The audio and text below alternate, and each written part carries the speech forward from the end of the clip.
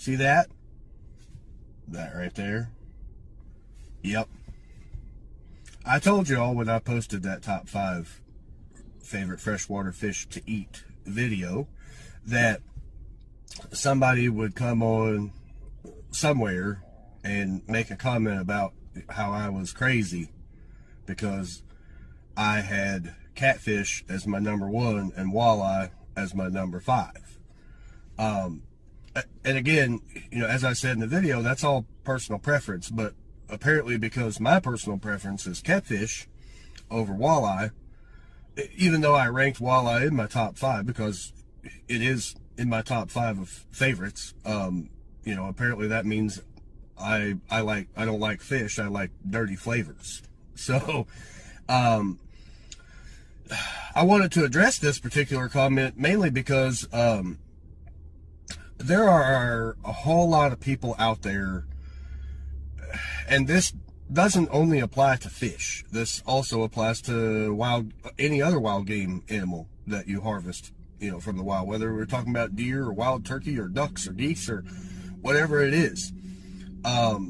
Fish is, falls in the same category. If you go out in, a natural body of water or, even a man-made body of water, if you're going out in the, into wildlife and you're harvesting wildlife of any kind, if you do not, clean it, prepare it, dress it, skin it, field dress it, quarter it out, whatever, if you don't do it correctly, then you're not going to get the results that you're looking for. That's 100% a fact. And with fish, it starts with, bleeding them out good, because what a lot of people don't realize, fish, same way with deer. You want to bleed a deer out good because the two things that make a deer gamey tasting, if you will, which is when a lot of people who don't like deer meat, that's what they don't like about it, is the gamey flavor. Well, the two things that make a deer taste really gamey is excess blood and, in the case of deer, fat, because deer fat's just not very good. So if you do a proper job of bleeding that deer out and, getting the guts out of it as quickly as possible and, getting that deer worked up nice and clean, you'll have a deer that's less gamey flavored. The same way with fish, you bleed that fish out and then you do a very good job when you clean the fish, skin it out, prep it whole, fillet it, or whatever you're doing. If you don't do that right, you're going to get a fish that you don't necessarily like the flavor of. So, that's kind of one part of this. And that's part of the reason why a lot of people don't like catfish, is because they haven't had it prepared correctly. If it's not bled correctly and it's not, dressed out, filleted, whatever correctly, then you're not going to enjoy it as much. That's a fact. The other thing about, catfish, it's like I fillet my catfish because I feed catfish to my kids. So, I very seldom ever dress one out whole. And if I do, I enjoy whole catfish, but I only do them for myself every once in a while. But most of the time I fillet them out because, my kids are eating it and I don't want my kids to have to deal with any bones. And plus I like to just eat a good catfish fillet with no bones in it. So filleting them is my preference. When you encounter, like dark red meat in your fillets, you do your best to remove as much of that as you can. That's part of the reason why my general rule with keeping catfish is I keep fish between 1.5 pounds and 15 pounds. Part of the reason for that is because if it's smaller than 1.5 pounds, then it's really not worth messing with as far as filleting it, because you don't get very much off of it. When it's over 15 pounds, it's a bigger contributor to reproduction, because the big fish lay thousands of eggs, where the smaller fish lay hundreds of eggs. So I'm kind of conservation minded in my fishing approach, but also the other part to that, the other side of the coin, if you will, is that the bigger catfish get, especially blue cats, and big channel cats and big flatheads could be included in that as well. They get darker, stouter tasting meat in them, and the bigger that fish gets, the more of that darker, stout tasting meat they're going to have in them. So there's more of that you have to clean, out of your fillets or your meat, and so there's more waste involved in a bigger fish than there is in a smaller fish, and that's part of the other reason why I prefer to keep them between 1.5 pounds and 15 pounds. And there's other fish that are characteristically like that as well. In that video, I mentioned white bass, having strips of red meat in them, and the want to or need to remove that as much as possible so that you don't have some stout flavor in your white bass. If you don't remove that, then you kind of get a stout, maybe muddy-ish flavor to it, if you don't remove some of it. And it's the same thing with catfish. So if you bleed your fish out good, you get the blood out of it well, and you fillet it out properly, and you remove as much red meat as you can. And then the other part, for me at least, now you can wash them out good with cold water or give them a nice water bath and then cook them right up fresh. But what I prefer to do is to put them in a cold salt water bath, and the salt will help draw the rest of the blood out of the fillets and kind of firm your fillets up a little bit during the soaking process. And then you get something that's very nice when you go to bread it or batter it up and fry it. And so if you do catfish properly, it's like any other fish or any other wild game. It is fantastic. There's a common misconception, whatever you want to call it, that catfish are just bottom feeding scavengers that taste like mud and blah blah blah, and that's all there is to it. And you get a lot of that mentality with people in the northern region of the country, and by northern region I mean like northern Iowa, Minnesota, the Great Lakes areas and stuff like that.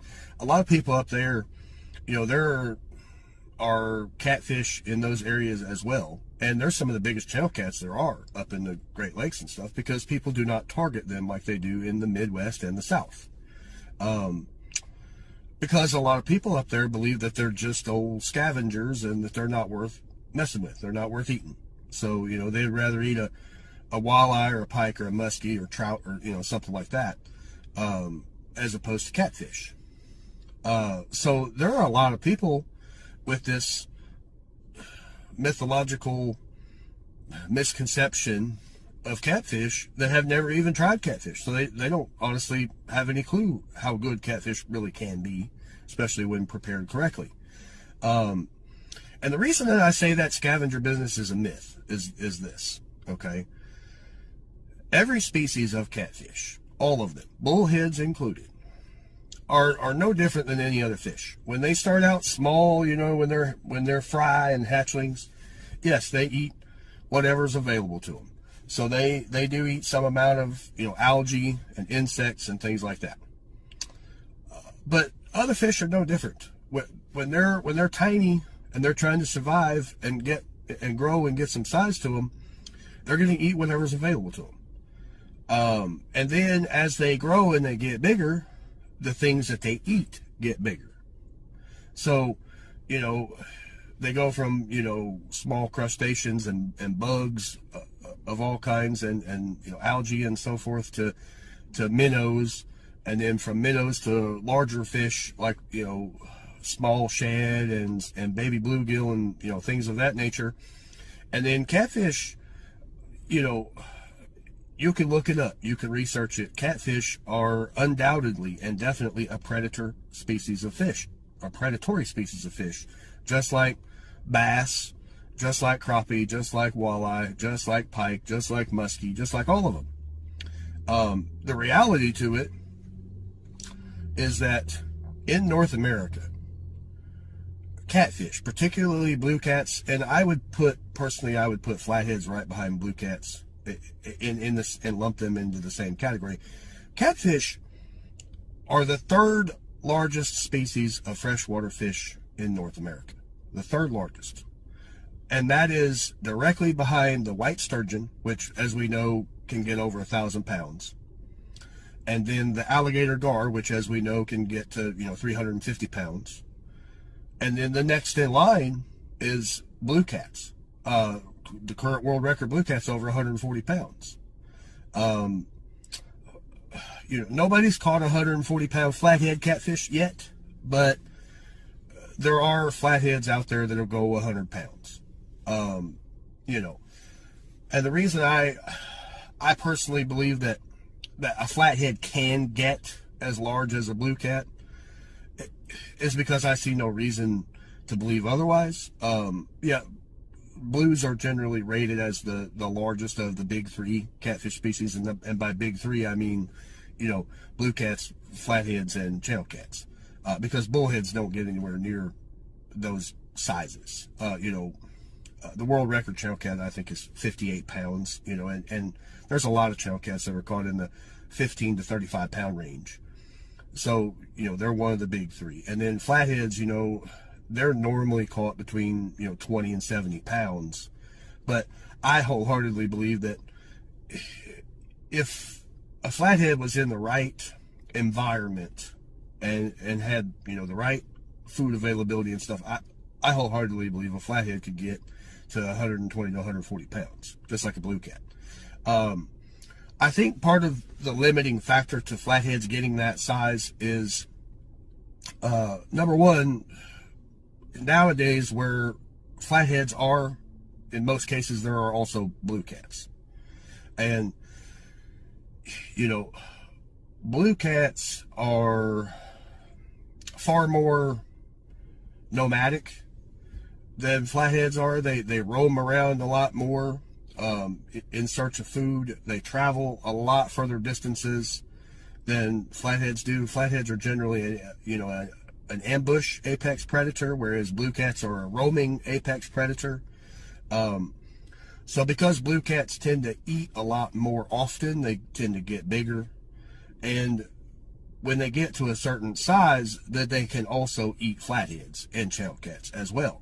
And as we know, blue cats, especially big blue cats, they'll eat anything, up to and including the prized game fish that other people are all about, like bass and pike and walleye and muskie. If a blue cat can eat it, he will eat it. It doesn't matter. If it's a living species and there's not a big school of shad or a skipjack herring available, he'll eat whatever he happens upon. They're an eating machine. And I've personally caught blue cats. I've caught many blue cats in my lifetime, and I've caught them with keeping size crappie in their bellies. I've caught them with bass in their bellies. I've caught them with walleye inside of them. I've caught them with I caught one time that had 15 small bluegill inside of it, and by small I mean like 2 to 4 inch bluegill. 15 of them at one time. Apparently that catfish just got into a small school and just devoured them.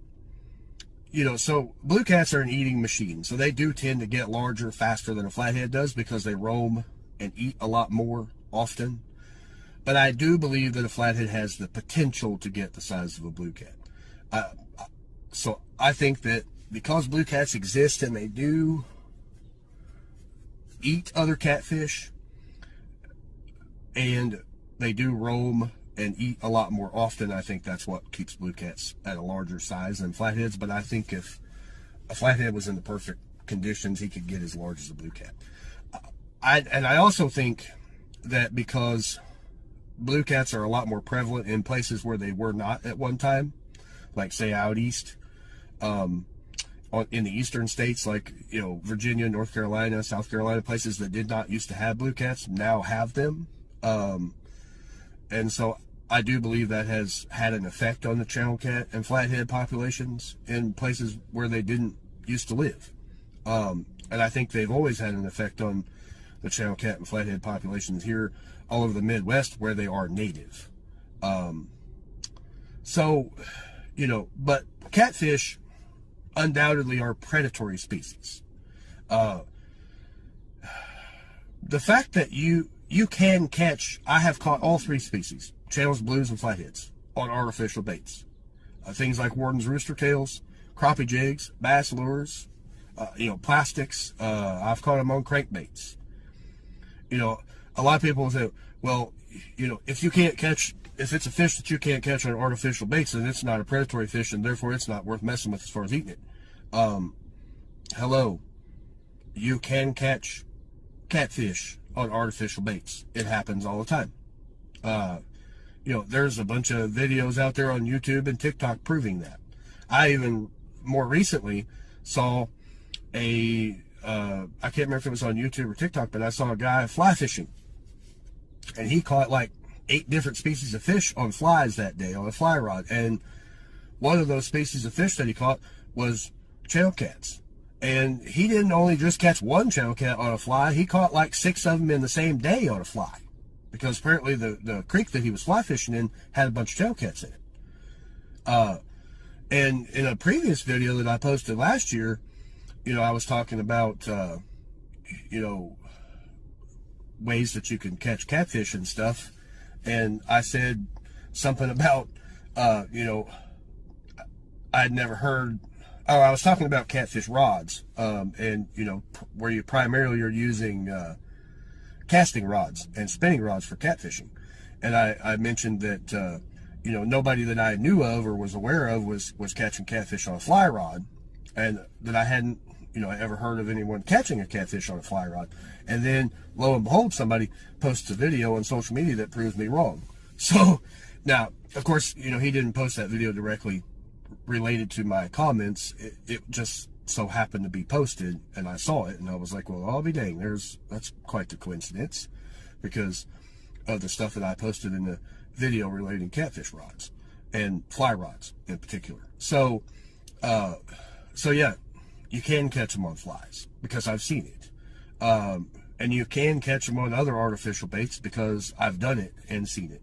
My oldest son, Hunter, we were using 4-inch curly tail grubs on 1/4-ounce jig heads, and we were mostly catching bass and crappie that day on those. But he caught a 2-pound 15-ounce channel cat on one of those lures that day, and he thought he had a really big bass. He was all excited, and the fish stayed down all the way to the edge of the boat, and I had the landing net ready for it. When he got it up to the top of the water and scooped it up in the landing net, we immediately saw that it was a big channel cat. And of course, then he was even more excited because it wasn't the big bass that he thought he had, but he had never caught a catfish on an artificial bait before, so he was shocked about it and really proud of himself. So yeah, it can be done. It is done. It does happen because they are indeed predatory species. So let's clear that up. Let's clear the air on catfish. Yeah, sure. When they're small and they're young, they do some scavenger work, because as all fish do, they got to eat to get bigger, to grow, and to survive. And as they grow and get bigger, the things that they eat grow and get bigger. Yeah, sure. Flatheads are primarily a live fish eater. There's no doubt about that. But blue cats and channel cats both are more opportunistic feeders. That they primarily eat live fish when they get larger sizes, but they will eat other things that are available if they're having a difficult time getting into a school of live bait fish or something like that. But if they live in waters that are very highly populated with bluegill, shad, skipjack, herring, or other things that they can eat, they're going to eat the biggest meals that they can eat, because that's what keeps them going on a non-stop basis. And catfish can be caught literally all day long, from early morning all the way through the night. You can catch them in the middle of the day. A lot of people think that you can't catch them except for at nighttime in the summer, but you can catch them right smack in the middle of the day even in the summer. You just have to find where they are. They typically move to deeper water when it's hot during the summertime, so you got to move to deeper water to catch them. But you can catch them in the hot part of the middle of the day, early in the morning, through the night, whatever. Because they eat multiple times a day, just like every other fish. So, that's just something that I want to, to clear up and to clarify for anybody who truly still believes that catfish are just a scavenger, that they're not on the same level of predatory fish as a bass or a walleye or a muskie or whatever. If you still believe that, then I'm sorry, but you're wrong. I've seen flatheads absolutely annihilate bass. Come to the top of the water to catch one. Boom! Just smack top of the water because a bass is working up toward the top of the water and they just come up and smoke the thing. I've seen that with my own eyes. I've seen blue cats, a small group of blue cats, absolutely lay waste to a school of shad. I've seen that with my own eyes. I've seen chow cats smoke bluegill. Absolutely smoke them. One night I was sitting on the river fishing, and I had my lanterns going, and I could see 3 or 4 feet past the edge of the water into the river before the river channel started to deepen, and there was a bunch of these little bluegill swimming around trying to catch these little minnows that were hanging out in the edge of the water. And there was a little short time frame there where there were 6 or 8 of these bluegill darting and dodging around trying to catch these minnows. Well, them bluegill doing all that apparently caught the attention of this chow cat. I watched the chow cat. I'm sitting there fishing, trying to catch catfish, mind you, and so that's a little agitating. But I watched this chow cat that I know would have been 3 to 5 pounds easily, probably closer to about 4 pounds. Literally come up there and just come up right up there into shallow water and smoke one of those bluegill and then take off back into the deeper water. I literally watched that with my own eyes. I wished I'd had that on video because I'd never seen that before. Come right up into the shallow water like that. He just came up there and boom, smoked one of them bluegill and took off. And that was a chow cat. I literally saw it. It caught my attention because I saw this dark thing kind of swimming up into the water, and I was like, what is that? And at first I thought it was a gar, but then I got a good look at it. I was like, that's a dang chow cat. That's literally what I'm trying to catch right now. And he's coming up right up here to the edge of the water. And he comes up there and just boom, smokes one of them bluegill and takes off. And I was like, well, I ain't catching that one. Well, he got a belly full. That night, however, I did end up catching 3 nice chow cats. The smallest of which was 3.5 pounds, and the biggest one was like 8 pounds and 2 ounces.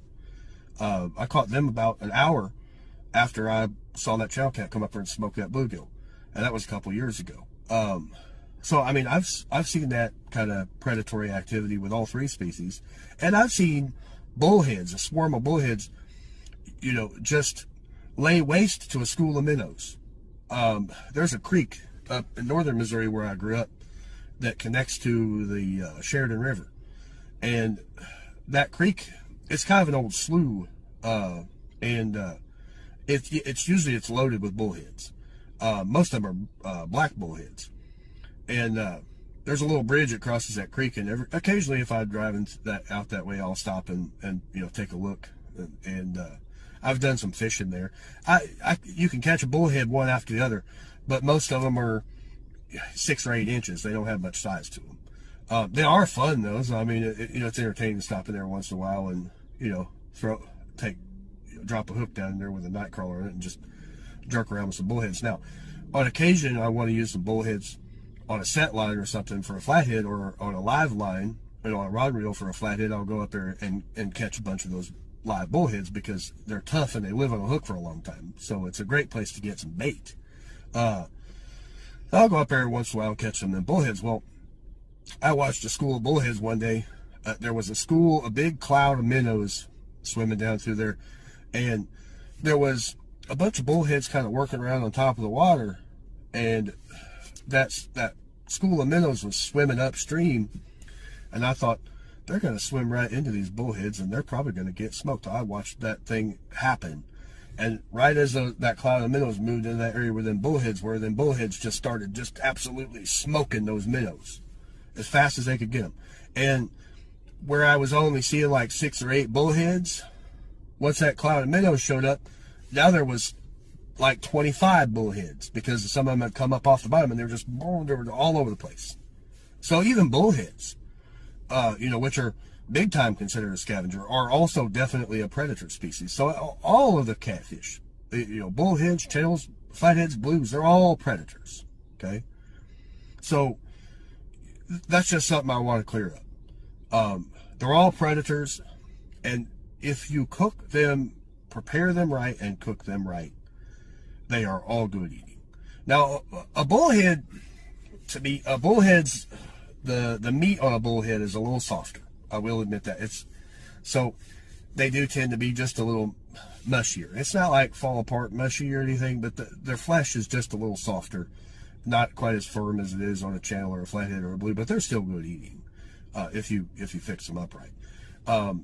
But I typically don't eat a lot of bullheads because, as I said in that freshwater favorite freshwater fish to eat video, I primarily eat channel cats, flatheads, and blue cats because I don't catch many bullheads that are big enough to eat. But again, what I said in that video, that's all personal preference. And if walleye is your number one favorite freshwater fish to eat, hey, that's your personal preference, and that's fine. But it is a little rude to come on and say, you don't even like fish. What you like is dirty flavors because I prefer catfish. But everybody's got their own opinions, and some people are very strongly opinionated. So that's okay. But I just thought I'd make this video and address that comment because I predicted that would happen, and I wanted to clear the air about some very common misconceptions that people have about catfish. And I grew up catfishing from a young age, and I've done more catfishing in my life than I have anything else. I've experienced lots of other fishing though, so it's not that I don't have or haven't had the opportunity to try anything new, because I most certainly have. It's just, for whatever reason, I don't know, it's got a lot to do with my upbringing, I'm assuming, but also it's got a lot to do with how fun catfish are to catch and the size that they can get.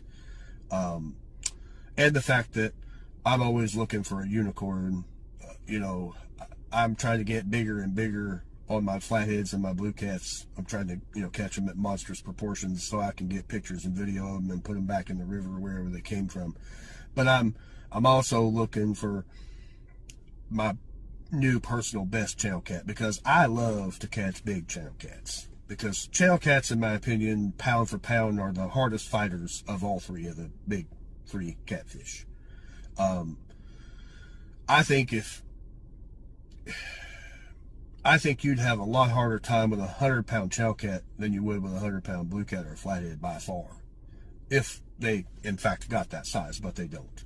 I haven't caught one yet, in the 30-pound range, but I would love to someday, and I'm kind of, that's kind of my unicorn. I'd like to catch like a 30-pound channel cat. That'd be awesome.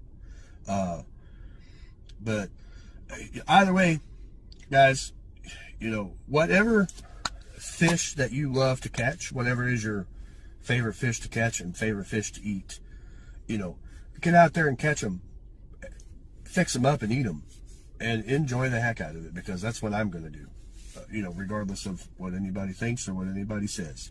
So, give me a like, subscribe, follow on YouTube, TikTok, and Instagram here at River City Outdoors 85, for more of this kind of content, along with my fishing videos and cooking videos and bait catching videos and etc. I'm going to be, posting this type of material more and more often. As I get time, there's more videos. I've got already more videos on tap in line to get posted for you guys, and there'll be more immediately behind that. I got a lot of plans for the summer, a lot of things I'm going to do, and a lot of things I'm going to get on video. So if you're enjoying my channel, please keep up with it, because I got a lot of stuff that we're going to get posted.